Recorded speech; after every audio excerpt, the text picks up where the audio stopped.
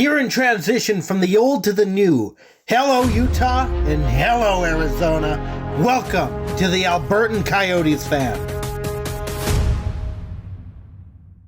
Yotes lose 4-2 against the Vegas Golden Knights in a game that started off really strong. This Utah Hockey Club team showed that the game against Carolina was not a fluke, at least for the first two periods. And then I screwed up. I'm the one, once again, I am the one to blame for the loss tonight. Because I went and I disappeared in the third period. I went and checked something else out. It's the Jake Paul. I keep getting those names mixed up. It's the Jake Paul versus Mike Tyson fight. I've got my thoughts on that, but we're here to talk about hockey first. So it's never good when your team loses. And I don't need to be the one to say that. But I can say that those first two periods showed potential. They showed promise. They showed the passion that this team has. And they went out and they held Vegas, which is not a bad team. They are a good team, which I believe they're sitting currently top of the Pacific Division. They are not a bad team, so it's not bad that we held them so suffocatingly. We managed to shut them down in such a way in that first period especially that they couldn't get anything sustained. They could not sustain any pressure. They could not do anything against the Utah Hockey Club. We jump into the second period, and that changes a little bit. Vegas manages to get on their feet just a little. They start taking some more shots. They get some more dangerous chances. Vejmelka looks like a wall. And then I leave. I take off. I go and I watch this stupid boxing match that I should not have gone for, or else maybe we would have won this game. Because we get to the third period and everything just seems to fall apart a little bit. The Vegas Golden Knights get 3 goals in this period.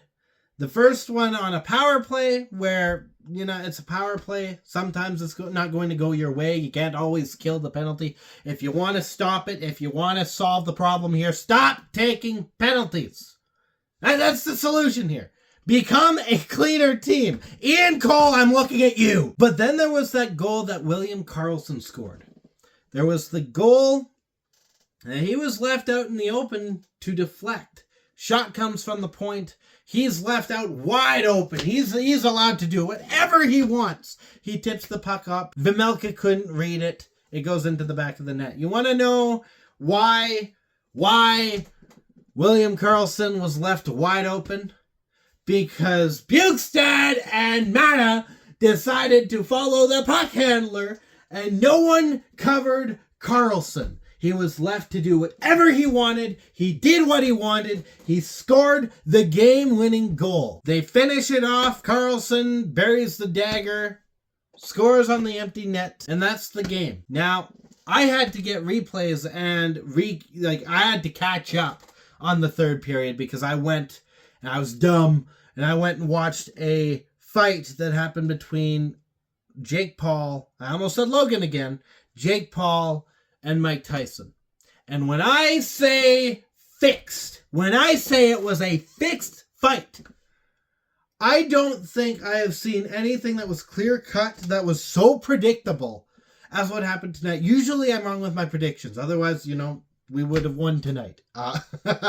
There's a reason I don't gamble. However, I should have gambled tonight. I should have went and placed a bet because I guessed everything basically the way it happened. I guessed, my dad helped with the guessing. I will say that. Credit goes to him as well.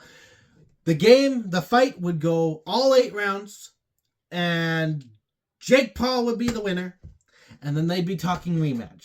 That kind of simplifies it just a little bit, but I also kind of said, look, they're not going to throw that many punches. They're not going to make it look like an actual boxing fight. The fight that happened beforehand, I can't remember who it was, but it was the women's match.